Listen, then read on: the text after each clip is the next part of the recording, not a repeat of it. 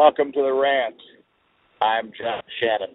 Coming to you from St. Paul, Minnesota.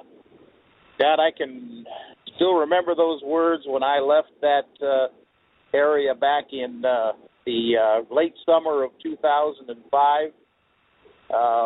Remember saying that after being there most of my life and leaving in 2008, coming back in 2004 and staying there for just a little over a year's time and leaving, saying, well, damn, I remember why I left now.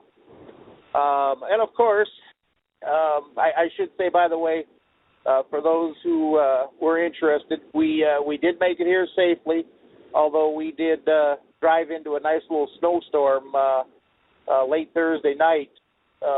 We got about 100 miles away from the Twin Cities, and all of a sudden the sky started emptying the snow, and it was a treat.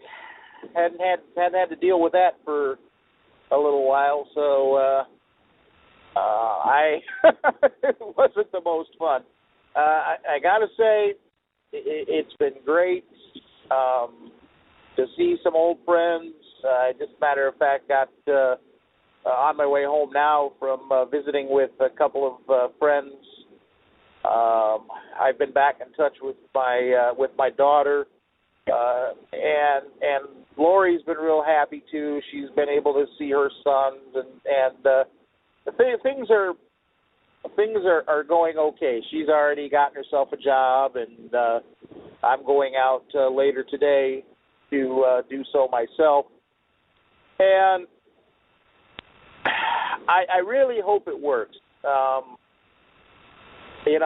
My feelings about leaving Minnesota, I complain a lot about the cold and the snow and what have you. But when I was back here in 2005 or 2004, 2005, I had something that really had struck me, and coming back here and having been gone for now another couple of years, and noticed it right away here again. Remember in the last rant I said something about how Minnesota nice. This city or this state was once known, and now it could be just the fact that people are tired of the winter. I mean, it's been a long winter, been a hard winter out here, but people just don't seem as friendly and as outgoing and as personable as they did down in Texas or Arkansas, for that matter. I guess maybe I'm overstating this, but it just seems to me like these people just don't. I don't know. I can't put it into words, but in my opinion, the phrase "Minnesota nice" is pretty much fiction these days, and that's a real shame because the Minnesota that I remember back when I left in 1998 was not that way. The only reason I wanted to leave back then was, quite frankly, because of the weather. I wanted to go to a warmer place. And now it just seems like these days people just, I don't know, they're just not as friendly out here.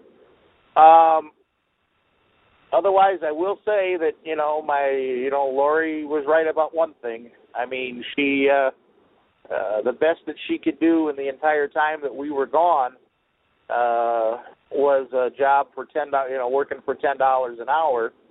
And she just popped back into town here, had to make a couple phone calls and an interview, and she's already got a job, starting out, $2 an hour more, and possibility for a raise right away. So that end of it, we're going to be okay. Like I said, I'm going to go out. I don't know that I want to drive cab out here. I guess if I have to, I will. But I stand by the fact that the Somalians out here have absolutely ruined the cab industry out here. And between the Somalians and the city governments of Minneapolis and St. Paul, who have decided to take the caps off of their off of their licenses. It is completely ruined out here. All you got is a bunch of cab drivers fighting over spaces on cab stands out here, and nobody's really getting serviced any better than when they just had 3 little cab companies. At least speaking in terms of St. Paul, nobody's really getting any better service. They're all just hanging around downtown or at the airport or wherever the convention business might be. They're not really hanging out there. They're really not taking care of the general public any better. But that's another story for another day. We will make the best of it out here, and I guess I still want to I still want to thank the people that I had an occasion to work with down in Little Rock, Arkansas. That place, for just being there for just a very short period of time, will always have a place in my heart. The people out there were genuinely nice. It was tough living, but they didn't have a problem with you being a stranger there, and I will indeed miss that. But here I am, and of course I'm still going to be me. I'm still going to be out here doing whatever I'm doing. I'll probably be in the cab business in one form or another, so I guess I'll always be a redneck and probably always be a cabbie. So, take that for what it's worth. But, okay, now the rant has become a ramble, so I guess I better knock it off. Thanks for listening once again, and I'll get back on the soapbox about other things. I do have some commentary about the election.